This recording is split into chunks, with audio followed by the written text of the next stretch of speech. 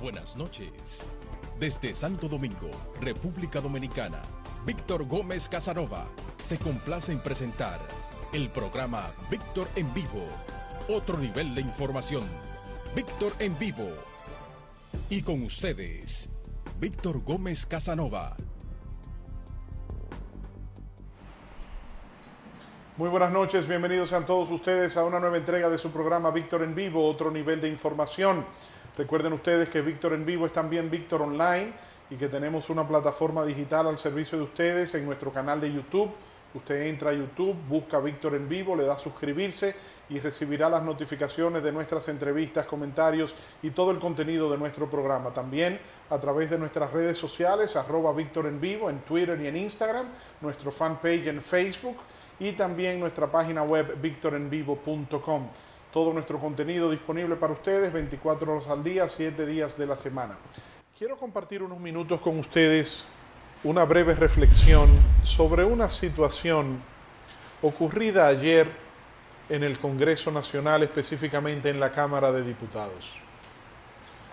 Dos honorables diputados de la República Dominicana, del Partido de la Liberación Dominicana, escenificaron una confrontación que causó una situación de tensión durante los trabajos del hemiciclo.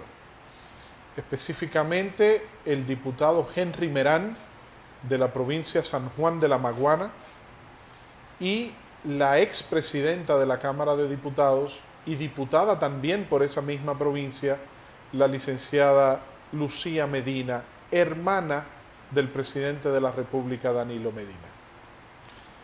Resulta que la confrontación se produjo cuando el diputado Henry Merán se para de su curul y se dirige hacia la curul de la diputada Lucía Medina a reclamarle porque en un programa de televisión, según expresó el propio diputado Henry Merán, ella habría dicho que existen legisladores de la provincia de San Juan de la Maguana que resultaron electos en las pasadas elecciones del año 2016 gracias al arrastre del método de Home, fruto de los votos obtenidos por ella como candidata más votada de la provincia San Juan de la Maguana en el pasado proceso.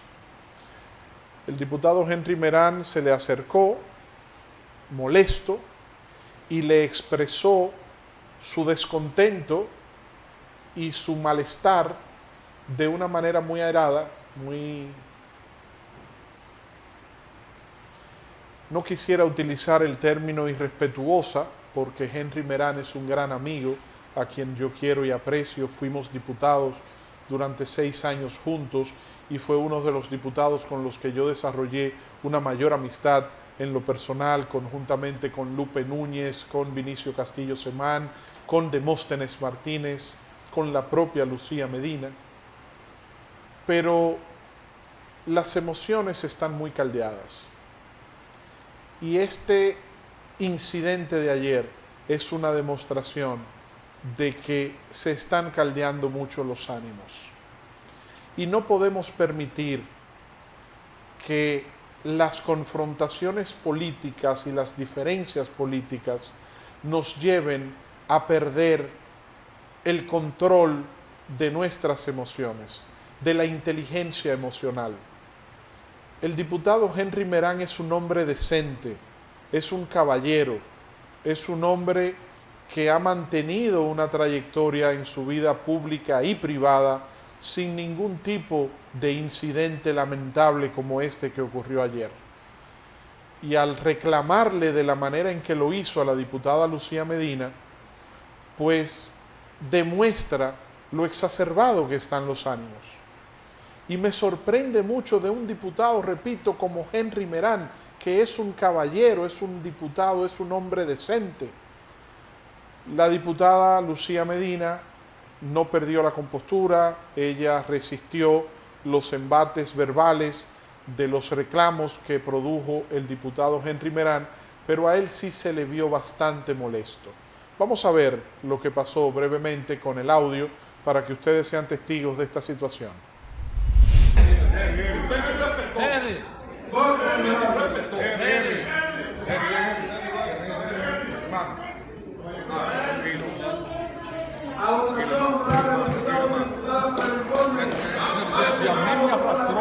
a mí me arrastró ella, a ella la arrastró el Estado.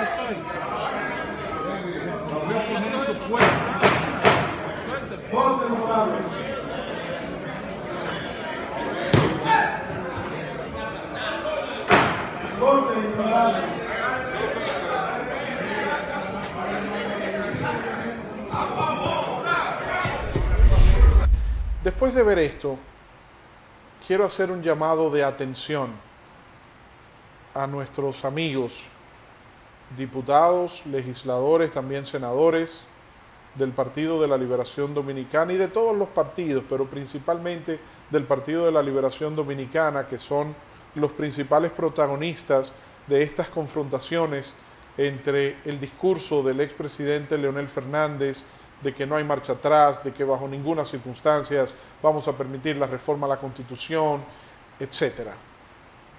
Y la actitud de los seguidores del presidente Danilo Medina, que dicen, no, un momento, la Constitución establece por sí misma cómo debe ser modificada, y si nosotros queremos presentar un proyecto de ley para convocar a la Asamblea Nacional y eliminar el artículo transitorio que entendemos que es discriminatorio contra el presidente Danilo Medina, están en su derecho de hacerlo. Y la democracia es eso, someter al escrutinio y que la mayoría de los legisladores decida en un sentido o en otro.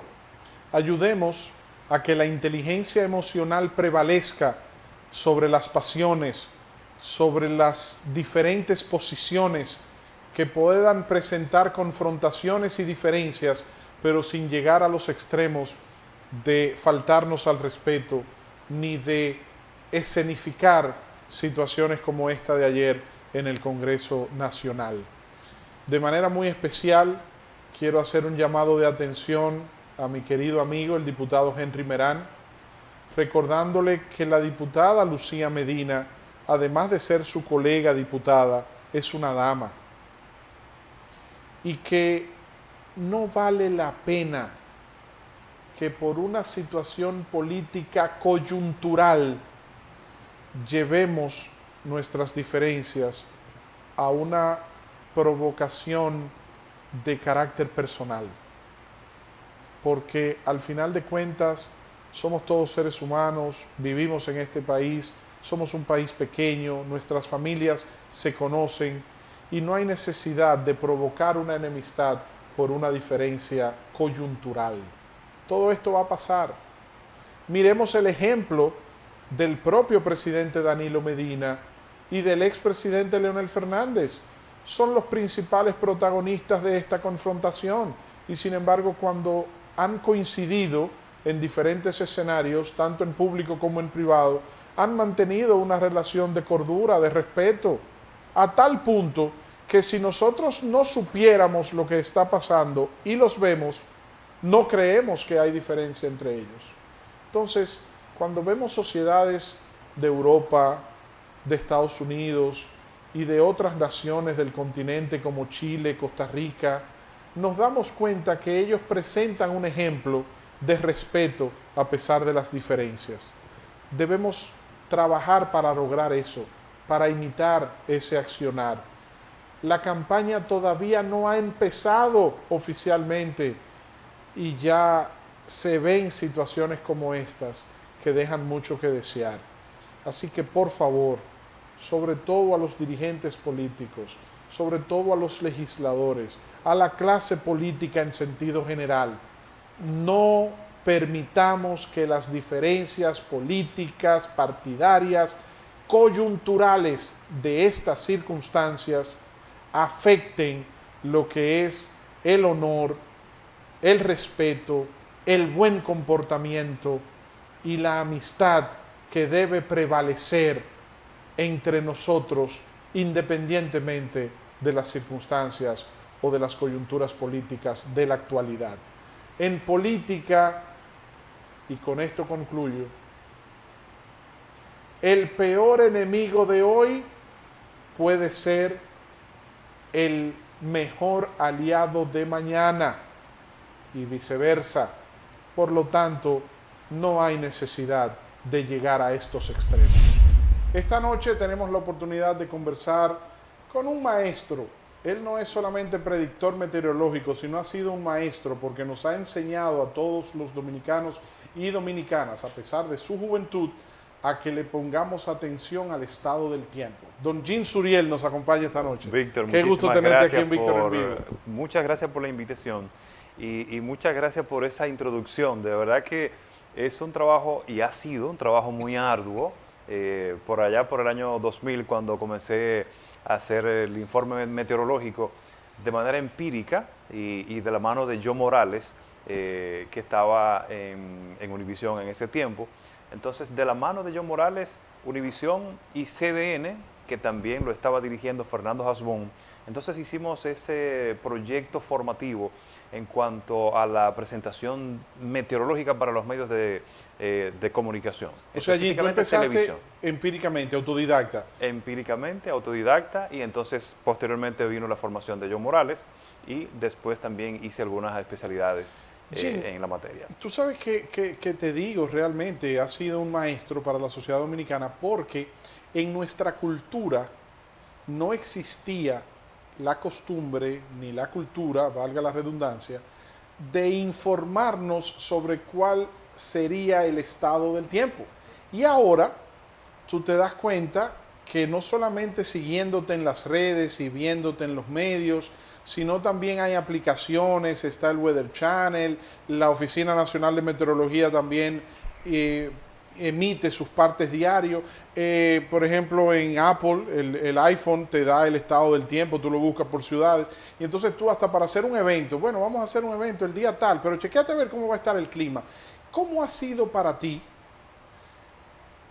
impulsar ese cambio en la cultura dominicana, de hacerle ver a los dominicanos y dominicanas la importancia de planificar y verificar el estado del tiempo?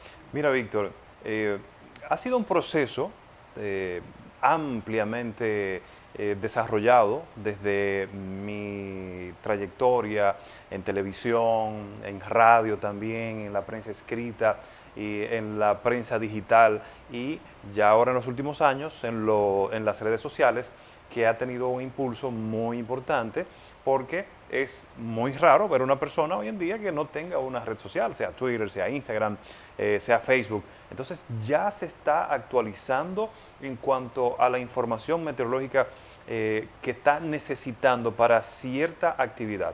Y por ejemplo, lo que mencionas, fue un trabajo muy arduo porque durante varios años nos vimos en la disyuntiva de si la población creía o no creía, de si tenía la confianza o si estaba en un proceso de descreimiento, porque en los tiempos que yo comencé a trabajar en los medios de comunicación, el año 2000, justamente tenía 2 años que había pasado el huracán George y había provocado los daños que ya conocemos en República Dominicana. Entonces, la población en sentido general estaba resentida en cuanto a volver a creer en una información meteorológica.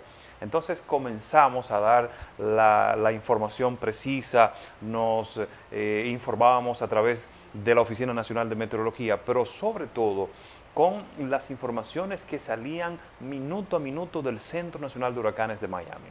Es decir, empezamos a utilizar herramientas internacionales para también involucrarlas en la elaboración del informe meteorológico. Y de ahí viene entonces ya la confianza que la ciudadanía le da al informe meteorológico, que hoy en día, antes de cualquier actividad, lo primero que hacen es informarse a ver cómo está la situación para el transcurso del día o de los siguientes días, en caso de que sea necesario, y también muchas personas me preguntan directamente a través de las mismas redes sociales cómo va a estar la condición en tal sitio a tal hora. Me imagino también que te ven en un espacio público, en un ambiente público, y te saludan También y te preguntan. Saludan y me preguntan también. Jim, ¿va a llover mañana? Exactamente, así mismo, así mismo. Dime una cosa, Jim, ¿cómo te llega? Ya sabemos, lo acabas de decir, con respecto a lo que es Fernando Hasbún, CDN, John Morales, pero ya el tú dedicarte con la profesionalidad, con la formación, con el seguimiento, ¿cómo te llega la decisión de dedicarte a tiempo completo a ser un comunicador especializado en materia meteorológica? Mira, en los años que yo estuve iniciando en CDN, justamente estaba el canal en español de Weather Channel. Entonces yo era muy asiduo de esa programación, de esa entrega. Y para coger ideas y chequear y sí, aprender de exactamente. ahí. Yo veía más o menos cómo lo estaban haciendo en Estados Unidos para también yo replicar algunas cosas o quizás superarlas también. Entonces, cuando eliminaron el canal, Weather Channel en español, pero lo dejaron en inglés, entonces también seguí sintonizándolo y buscando a través de la página de Weather Channel todas las informaciones. En un momento determinado, tenía más o menos como unos 5 o 6 meses, ya estaba de la mano de Joe Morales en mi asesoramiento. Entonces vi que en el país no había una figura meteorológica a nivel de medios de comunicación como lo había en Estados Unidos. En Estados Unidos todos los canales y todos los medios de comunicación tienen un meteorólogo que le da seguimiento 24 horas de ser necesario. Por ejemplo, en mi caso, hace 2 años, cuando el huracán, tanto María como Irma, yo me mudé al canal. Di una cobertura que salía a las 3 de la mañana y ya a las 7:30 de la mañana estaba de vuelta de nuevo al canal. Entonces me di cuenta de que en el país hacía falta una figura meteorológica y quería cambiar justamente esa visión de la chica del tiempo, que es lo que usualmente se relaciona con los medios de comunicación. Una chica con una figura envidiable y que presenta las informaciones del tiempo también. ¿Por qué no un especialista, varón, porque también pueda dar la información con seriedad? Entonces, me lo tomé a pecho, prácticamente. Qué bueno. Señores, es bueno recordar que ayer, miércoles 5 de junio, fue el Día del Medio Ambiente. Y como tenemos hoy con nosotros aquí a Jean Suriel, muchos de los temas que tienen que ver con el cuidado medioambiental tienen que ver con los efectos meteorológicos que vienen como consecuencia del daño que le hacemos al medio ambiente. Y recordemos que el planeta es nuestra casa y que de esta no nos podemos mudar. Entonces, el cuidado medioambiental es determinante para nuestra calidad de vida y más que para la nuestra, para la de nuestros hijos y los hijos de nuestros hijos. Tú has visto, Jean, me imagino, el documental del ex vicepresidente de Estados Unidos, Al Gore. Al Gore, sí. La verdad inconveniente, Claro que sí. sobre el tema del calentamiento global. Y me imagino que te ha servido también de formación con todos los datos y estadísticas que presenta allí para ver la relación entre los efectos de los fenómenos meteorológicos producidos por nuestro daño a la naturaleza y al medio ambiente. Claro que sí, Víctor. Fíjate que ese documental vino a marcar, en su momento parecía una idea disparatada, porque estaba hablando de información nueva que competía a las acciones humanas. Entonces, cuando nos tocan esa tecla sensitiva, entonces reaccionamos y le decimos, usted no tiene la razón o está hablando disparate. Sin embargo, ya se ha evidenciado que los efectos del calentamiento global, mejor dicho, el calentamiento global en sí es producto y está relacionado directamente con la emisión de gases contaminantes. ¿Y quién produce los gases contaminantes?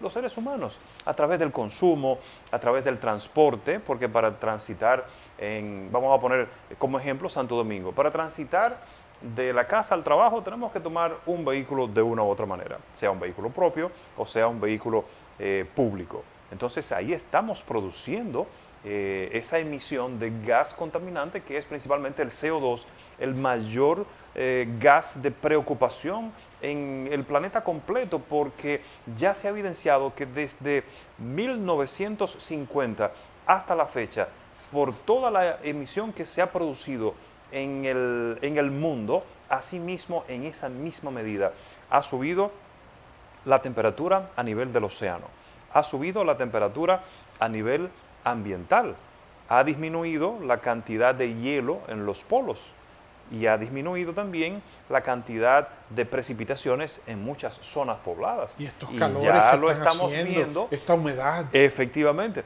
Muchas personas podrían decir, El cambio climático es algo a largo plazo, porque usualmente los científicos hacen proyecciones a 2050, 2080, 2100. Sin embargo, ya lo estamos viviendo.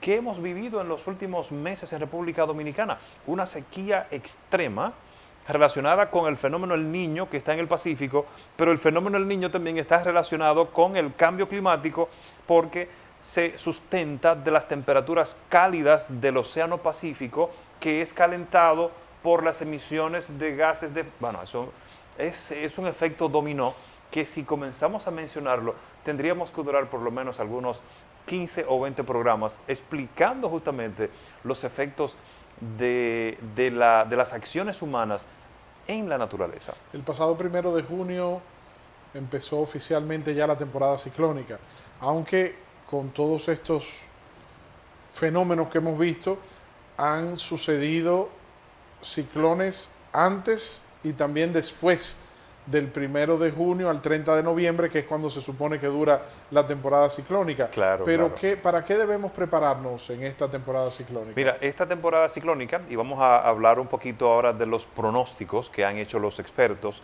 la Universidad de Colorado. Antes lo hacía el doctor William Gray, que era muy conocido en República Dominicana, y ahora lo está haciendo el doctor Philip Klobuchar, que me honra con su amistad, y también ha sido el pupilo de William Gray. Entonces, él en su informe de este año, que lo hizo justamente hace ya varios días, lo actualizó, y justamente está estimando la formación de 14 tormentas tropicales en el Atlántico. Ya se ha formado una, que lo hizo justamente antes de la temporada ciclónica, como lo mencionabas. Así que vamos a prepararnos ya de ahora en adelante, todas las temporadas ciclónicas y de huracanes, a ver más fenómenos atmosféricos, tanto tormentas como depresiones y en su momento huracanes que se puedan fortalecer en el Atlántico antes de iniciar oficialmente la temporada ciclónica el 1 de junio. ¿Cómo se puede determinar con tanto tiempo de antelación que esta temporada ciclónica de estos 6 meses, 5 meses, junio, julio, agosto, septiembre, octubre y noviembre, no 6 meses? 6 meses. ¿Cómo se determinan 14 fenómenos atmosféricos con tanta antelación? Mira, las condiciones actuales, tanto en el Pacífico, con el fenómeno del Niño, la Niña, recordemos que el Niño disminuye la cantidad de huracanes y de tormentas en el Atlántico. La Niña hace todo lo contrario, los aumenta. Eso fue lo que sucedió, por ejemplo, en el año 2005, cuando se fortalecieron 27 tormentas tropicales. Se acabaron los nombres del alfabeto castellano, castellano, inglés y francés, y entonces hubo que recurrir al alfabeto griego para terminar las tormentas que se fortalecieron posteriormente. ¿Qué sucede este año 2019? Tenemos un periodo de formación del fenómeno El Niño desde el año pasado, específicamente octubre, noviembre, y entonces eso determina en gran medida cómo se podría comportar el océano Atlántico. Disminuye las tormentas, disminuye los huracanes y torna una temporada prácticamente normal o ligeramente por encima de lo normal. Para este año se esperan 14 tormentas, 6 huracanes y 2 huracanes superiores a categoría 3. ¿Qué pasa con los análisis? Fíjate, hasta con esos detalles. Sí. O sea, 14 tormentas, 6 huracanes, 6 huracanes y 2 huracanes superior a categoría 3. ¿Cómo es posible hacer una predicción tan detallada? Entonces ahí te voy a explicar, porque en el ámbito meteorológico se usa el análisis comparativo. Por ejemplo, el fenómeno El Niño que está en el Pacífico este año 2019 se parece a algunos niños que se fortalecieron hace ya varios años. Entonces, durante esos años, al final de la temporada ciclónica, se comportó de la siguiente manera. Se formaron entre 12 y 14 tormentas, entre 4 y 6 huracanes y entre 2 y 4 huracanes intensos. Entonces, con esa comparación ya se puede hacer un análisis más comparativo y más exacto, o que se acerque un poco más a lo que posteriormente se va a desarrollar. Es lo mismo que hacemos nosotros. Santo Domingo está sufriendo de inundaciones cada vez que caen 2 gotas de agua. Pues ya conocemos la situación. Entonces, si tú sabes que la calle del Club Los Prados se inunda con un aguacero de hora y media, antes de salir de tu casa, y si tienes que pasar por ahí, tú te vas a desviar, porque ya tú sabes que esa vía va a estar inundada. antes de tú hacer contacto con la realidad. Entonces, eso es lo mismo que hacen los meteorólogos. Bueno, durante el año 2001, 2002, que hubo un fenómeno El Niño en el Pacífico, se comportó de tal manera, entonces eso es lo que se está previendo para este año. Es increíble los daños causados por Irma y María en la vecina isla de Puerto Rico. En Puerto Rico. Prácticamente Fíjate, fue devastador el paso de estos dos huracanes por Puerto Rico. totalmente devastador. Puerto Rico no estaba preparado ni a nivel de infraestructura, pero ni a nivel económico. Fíjate que para... estamos viendo imágenes de cómo fue la formación del huracán María y cómo su trayectoria atravesó medio a medio la isla de Puerto Rico. Fíjate que cuando estaba haciendo ya contacto con Puerto Rico, el fenómeno era categoría 5 y estamos hablando de vientos superiores a 250 kilómetros por hora. Es un fenómeno muy catastrófico que ya vimos los daños y los efectos que todavía un año después habían sectores en Puerto Rico que no tenían electricidad. Tengo entendido, Jean, que hay un avión que vuela encima de los huracanes. Dentro de los huracanes. Explícame eso. Mira, el Centro Nacional de Huracanes de Miami tiene una entidad relacionada que le llaman no recuerdo ahora mismo exactamente, el Centro Cazahuracanes, que domina la Fuerza Aérea de Estados Unidos, y ellos tienen aproximadamente entre 6 y 8 aviones turbohélices preparados para ese tipo de actividad. Entonces, pero ¿y cómo puede entrar un avión a la zona de un huracán? Mira, por ejemplo, que la turbulencia y todos los vientos no lo vayan Ojalá a desviar. Misael pueda conseguir un video cómo se puede ver el momento en el que un avión hace contacto con el ojo de un huracán. Esos fenómenos... No, el ojo me imagino que está tranquilo. Sí, el ojo está tranquilo, pero antes... ¿Cómo tú le llegas al ojo? Sí, antes de tú llegar al ojo es una turbulencia total. Entonces, ¿qué pasa? Esos aviones cazahuracanes tienen una capacidad de sobrevuelo y también tiene que ver con la pericia de los pilotos, sobre todo. Mira, por ejemplo, aquí estamos mirando... Primero, los pilotos tienen que ser muy guapos. Y segundo, los tornillos y la tuerca de ese avión tienen que estar... Sí, por eso son turbohélices, para poder maniobrar en la medida que van adentrándose en el centro de la tormenta. Fíjate que ellos cuando esto que estamos viendo es... Ese es el avión cazahuracanes. Si estamos mirando ahí las dos turbinas, lo están mirando, ese video fue grabado desde el interior del avión cazahuracanes y ahí estamos mirando algunas de las herramientas tecnológicas que ellos utilizan.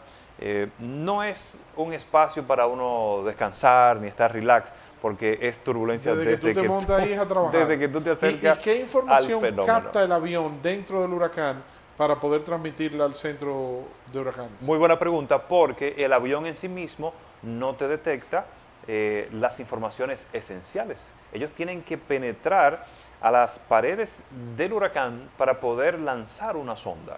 Entonces, esa sonda sí es la responsable de recabar tanto la temperatura que está en el ambiente, la temperatura que está en el mar cuando cae la sonda en el mar, entonces hace esa comparación.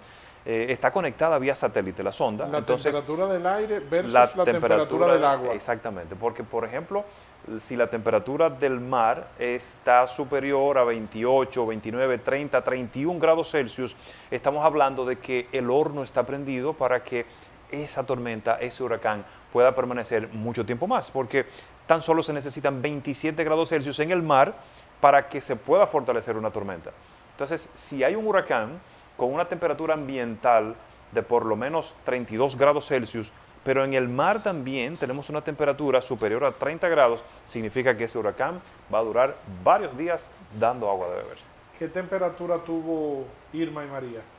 Irma y María, una temperatura de 31, 32 grados Celsius al sur de Puerto Rico. Fueron unas condiciones que se dieron tanto en el mar Caribe como en el Atlántico para que este sistema atmosférico se fortaleciera de una manera tan significativa. Por ejemplo, al este de las Antillas Menores, habían unas temperaturas en el mar que rondaban los 32 y 33 grados Celsius antes de fortalecerse el sistema.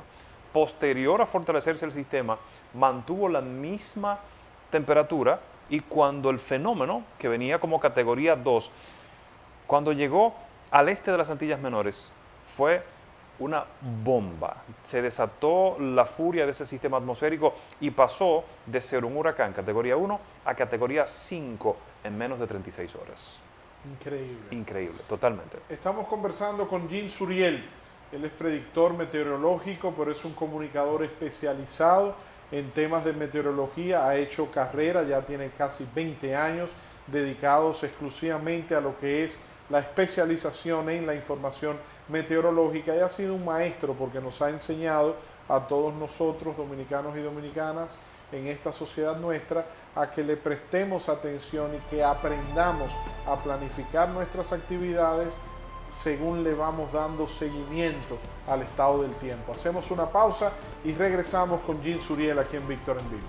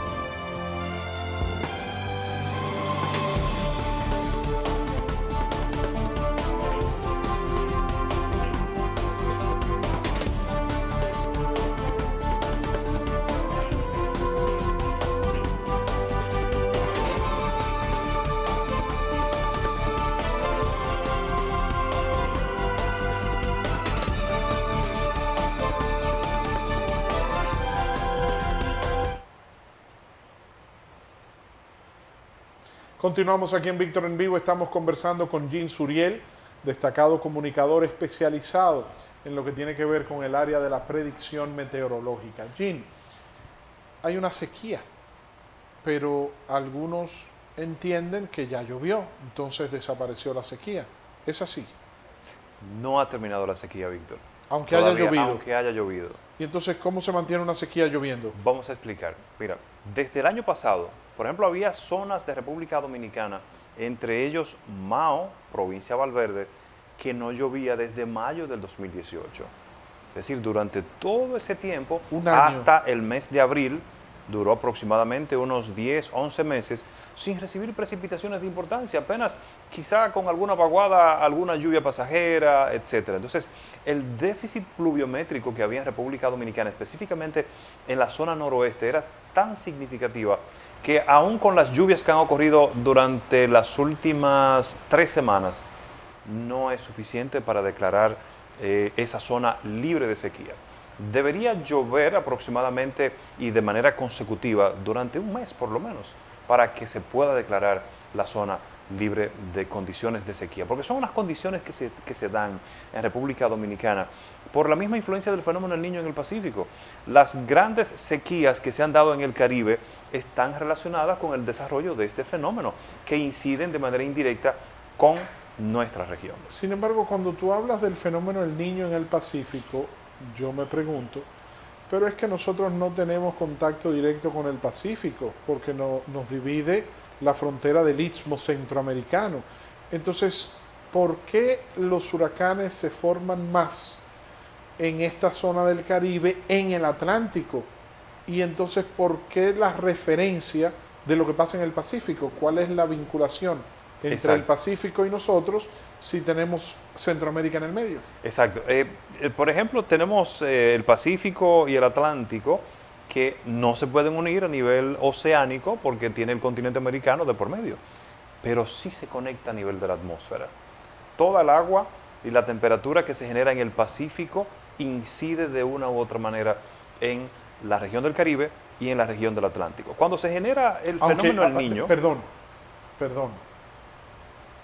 Tuve la oportunidad de visitar el Canal de Panamá y me llamó poderosamente la atención que cuando los barcos van pasando por el canal de Panamá, las esclusas tienen una capacidad de almacenaje de millones y millones de galones de agua, Sí. porque cuando el barco pasa de las aguas del Pacífico a las aguas del Atlántico, hay un desnivel Hay un desnivel. entre el Océano Sí. Pacífico Sí, y el muy- Océano muy- Atlántico. Muy cierto, muy cierto. Entonces, ¿qué estamos hablando? De que la zona del Pacífico es más amplia que el Océano Atlántico. El Atlántico es más largo a nivel de la que unifica, por ejemplo, desde el Polo Sur, llega hasta el Polo Norte de manera directa. Entonces, el Pacífico tiene un campo de un volumen de agua más denso y por lo tanto, fíjate que las temporadas ciclónicas del Pacífico la dividen en dos, que es la temporada ciclónica oriental, que son los ciclones, las tormentas y los huracanes que afectan a México principalmente, y del otro lado, los tifones que afectan la Asia. zona oriental, Sí. es decir, Asia. Estamos hablando de Filipinas, estamos hablando inclusive hasta China y hasta Japón han sido afectados por estos fenómenos atmosféricos, por los tifones. Tailandia. Sí, Tailandia, que no son más que los mismos ciclones tropicales que conocemos en la región del Atlántico, pero con diferente nombre. Es decir, para allá le llaman tifones y aquí le llamamos huracán. Y los maremotos El maremoto... y los tsunamis. Sí, allá es más propenso a generarse este tipo de ¿Por qué? eventos, porque el Pacífico constituye toda una cordillera submarina Las fallas de tectónicas. fallas y de placas tectónicas que están activas permanentemente. Le llaman el anillo del fuego. El 80% de los sismos que se generan en el planeta se registran exclusivamente en el anillo del fuego, en la zona del Pacífico. Bueno, y también por que el es todo Pacífico el es que oeste. California tiene la falla de Milwaukee. Efectivamente, está concentrado desde el oeste del continente americano, Centroamérica, Norteamérica, Suramérica, y pasa por Asia. Entonces, cuando tú lo comparas en el globo terráqueo, te hace perfectamente un círculo parecido a un anillo o parecido a un cinturón. Por eso lo llaman el cinturón del fuego o el anillo del fuego. Es cierto que en el Océano Atlántico, específicamente por el área del Mar Caribe, entre Puerto Rico y la isla de República Dominicana y Haití, existe una grieta, una falla tectónica, una placa tectónica que arrastraría en algún momento o a Puerto Rico o a nosotros. Mira, al norte de Puerto Rico y al noreste de República Dominicana, específicamente de la península de Samaná, está lo que se llama la fosa de Milwaukee. De Milwaukee por el barco aquel que transitó por esa zona y detectó la profundidad, una profundidad de aproximadamente 6.000 metros. Que viene desde allá arriba, desde California, y atraviesa... esa es la falla. Entonces, ok. la O sea, fosa... una cosa es la falla de Milwaukee y otra cosa es la fosa Esa de es la Milwaukee. fosa de ¿Cuál es la Milwaukee. diferencia entre ambas? La falla es la grieta que hay entre placa y placa. Entonces la fosa es la parte más honda de una zona determinada. Por ejemplo, la zona más honda del planeta es la fosa de las Marianas, que está ¿Dónde queda? al este-noreste de Japón en el Océano Pacífico. O sea, que un submarino por ahí se da vida, Tiene 11 kilómetros de profundidad, dando para abajo. dando para abajo. Que tú te podrías preguntar, pero 11 kilómetros, eso es de aquí a allá. Métete, que sea bajo el agua. A nivel de agua es muy diferente. 1 kilómetro en el agua son como 100 en carretera. Exactamente. Imagínate 11 kilómetros. Y además el oxígeno, la iluminación, la temperatura. Sí. James Cameron trató de hacer una incursión y llegar hasta el fondo, pero se aproximó. No llegó hasta... No pudo llegar. Porque es que la presión del agua es tan fuerte que cualquier nave, cualquier artefacto que se acerque a esa zona resulta Colapsa. aplastado. Colapsa. Sí, colapsa totalmente. Entonces la mayor... O sea, un submarino no tiene capacidad de descender a aguas tan profundas como las Marianas. No lo tendría y sí tendría que tener algunas condiciones que creo que hasta el momento no hay. Esa en es la existencia zona más profunda del planeta. mundo. Exactamente, las fosas de las Marianas. Ok. Y del Atlántico es justamente la que tenemos aquí al noreste de República Dominicana. Ay, la fosa de Milwaukee. La fosa de Milwaukee o la fosa de Puerto Rico, como también se le llama. 6 kilómetros. Sí, ahí está, ahí la 6 estamos kilómetros viendo. de profundidad. ¿Qué ¿Es sucede? esa que está ahí? Esa franja que se ve. Está allá. al norte de Puerto Rico Ok, y noreste de República Dominicana. ok. ¿Qué sucede? Y ahorita hace un momento me hacías una pregunta de qué pasaría. Hay posibilidad de que se genere un sismo de gran magnitud que parte de la zona terrestre, tanto de República Dominicana como de Puerto Rico, se vaya al mar. Bueno, de que suceda es una probabilidad, es algo probabilístico. Entonces, han hecho unos informes y unos reportes de que en República Dominicana debe ocurrir un sismo magnitud 8 que no ha ocurrido en tantos años. Adiós, desde el 6. sí, Cuando ocurrió, no fue de 8 justamente, fue próximo a Samaná, el epicentro, y ya conocemos el tsunami que se generó en la zona de Matancita, en Agua, que afectó esa zona. Entonces, sí, pero ojo, ese fue el sismo más fuerte registrado en 1900 en República Dominicana y el tsunami más reciente. mi padre nació en el 40 y en el 46 él vivía en Puerto Plata. Y me cuenta... Esa zona fue muy afectada, sí, sí. muy afectada. Mi padre, los recuerdos más de más atrás, ¿no? O sea, yo un día, conversando con mi padre, le pregunté... La conciencia infantil. No, le pregunté que cuál era el recuerdo más viejo que él tenía en su memoria. Y me dijo el día del terremoto. Y me dijo que tú no te imaginas lo que eso fue para nosotros. O sea, yo vi mujeres desnudas saliendo a las calles, yo vi hombres desesperados, yo vi niños, porque afectó mucho en la zona de Puerto Plata, donde él vivía. Él tenía apenas 6 años y me cuenta recuerdos que tiene en su memoria de ese día. Sí, fue muy fuerte. Pero ojo, te iba a decir, nos picó cerca el de Haití. El de Haití. Del 10 de enero del... Sí, entonces... 4 de enero del 2010. El 10 de enero 2010. 2010. Aquí Sí. está, el día del terremoto, 4 de agosto de 1946 en Samaná. En Samaná. Magnitud 8 grados. Bueno, fueron miles de fallecidos porque entre En los esa época, los que se contaban de claro, manera oficial y los desaparecidos, entre comillas, etcétera. ¿Qué sucede, Víctor? Que hay un promedio de 50 años en la ocurrencia de sismos de gran magnitud en República Dominicana. Le llamamos República Dominicana porque es nuestro país, nuestra nación. Pero tiene una realidad, está unida a otro país. Haití. Y los dos somos una isla. Sí, porque sí, del 46 al 2010 van Aproximadamente. 64, Sí, 54 años. ¿verdad? No, 56. 50... O 66, no. Del 46 al 2000 son 54.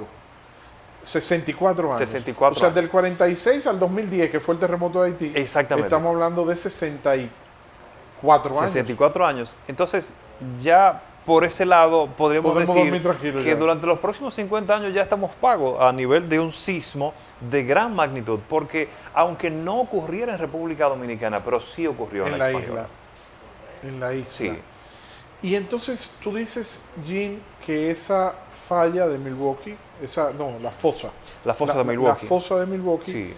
tiene una profundidad de 6 kilómetros. 6 kilómetros. Y el ancho de la... La zona más honda está muy cerca al norte de Puerto Rico.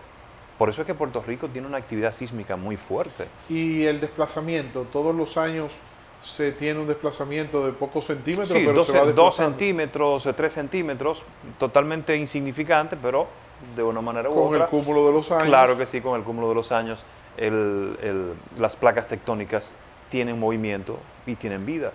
Entonces iba a también en preguntar- ese mismo comportamiento de movimiento, de interacción, se genera la presión.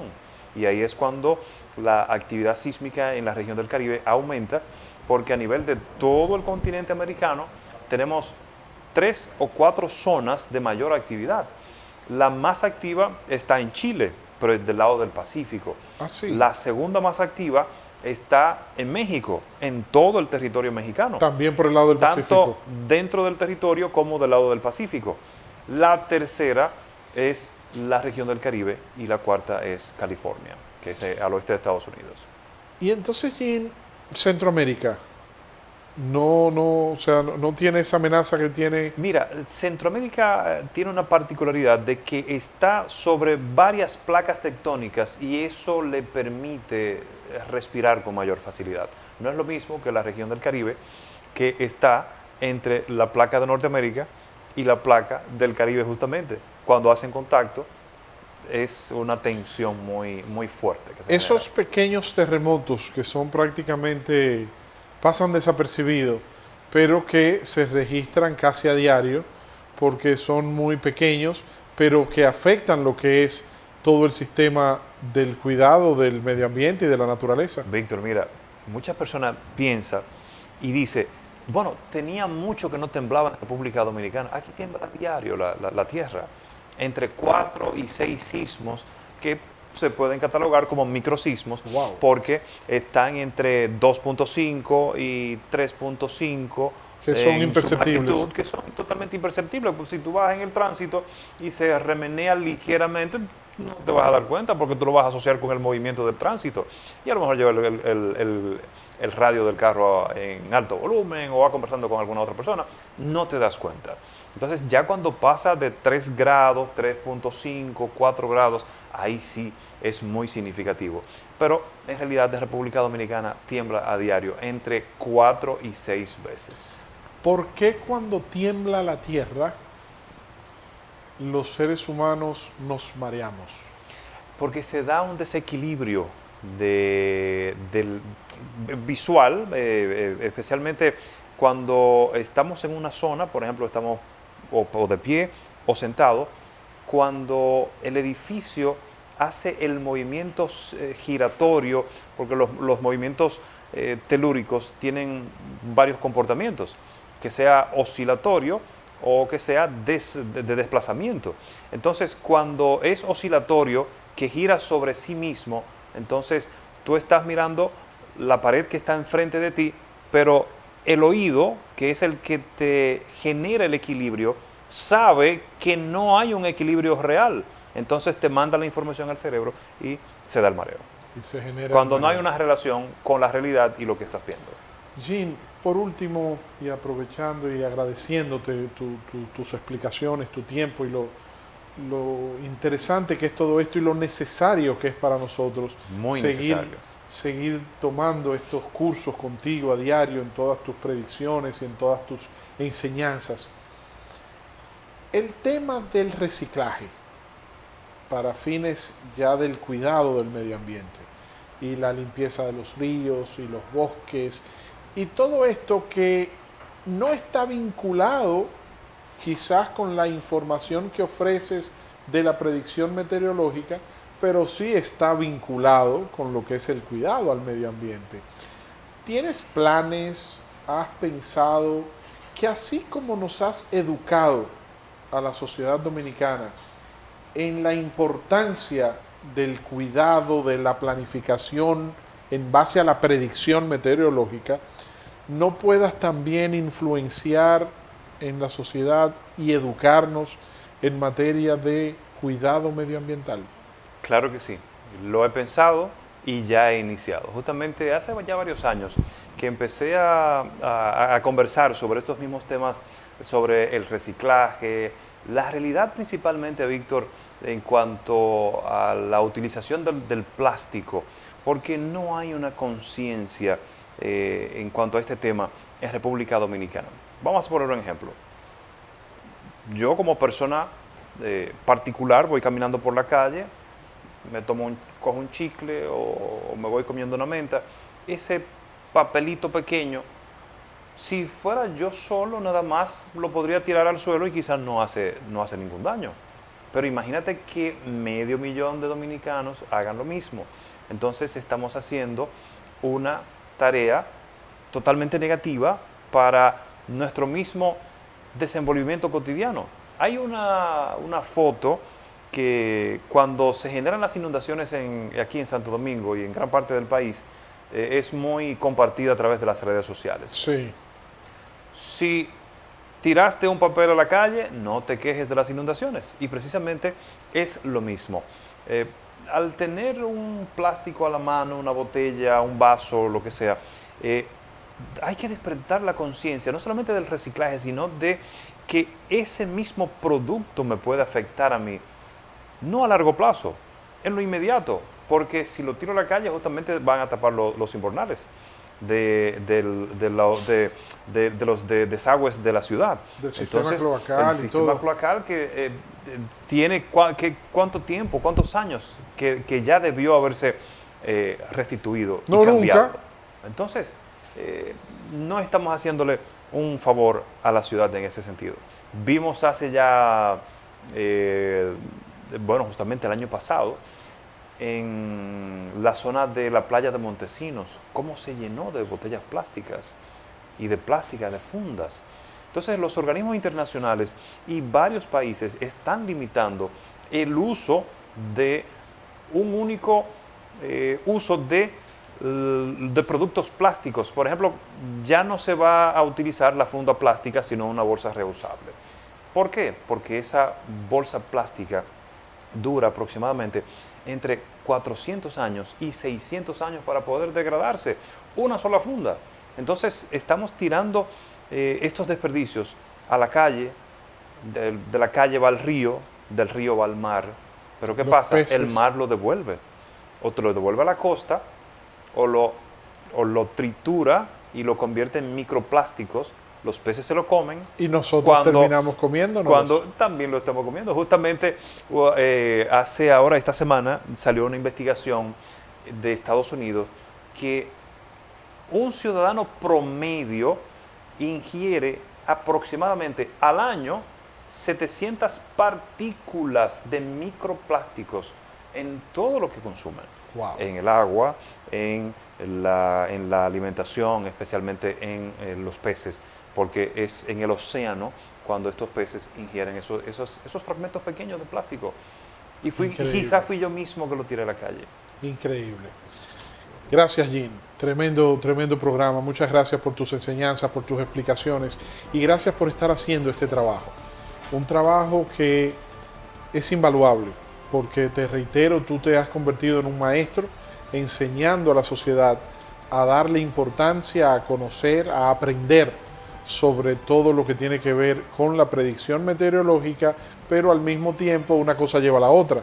Entonces, claro, el cuidado del medio ambiente, el amor a la naturaleza y todo lo que hacemos para cuidar nuestra casa, porque el planeta es nuestra casa. Claro que sí. Y fíjate, Víctor, que a propósito, esta misma semana cumplo 5 años produciendo y presentando el programa especializado los fines de semana en CDN, Agenda Climática. Agenda Climática, así es. Los sábados y los domingos, así es. Formando, informando a la ciudadanía.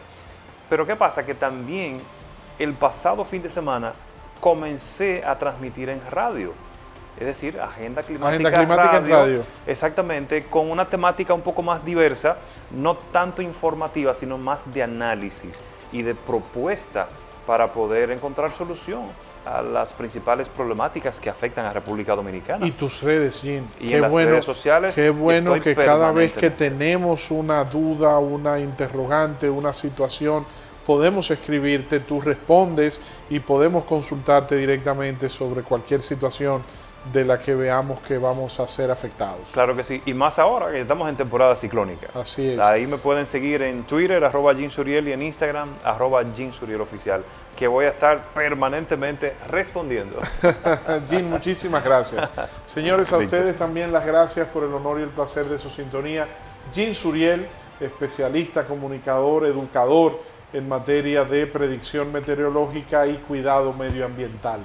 A propósito de que ayer, 5 de junio, celebramos el Día Mundial del Medio Ambiente y de que tenemos que tomar conciencia cada día más sobre la importancia de cuidar nuestra casa, que es el planeta Tierra, porque de esta no tenemos para dónde mudarnos. Feliz resto de la noche, muchas gracias por el honor de su sintonía.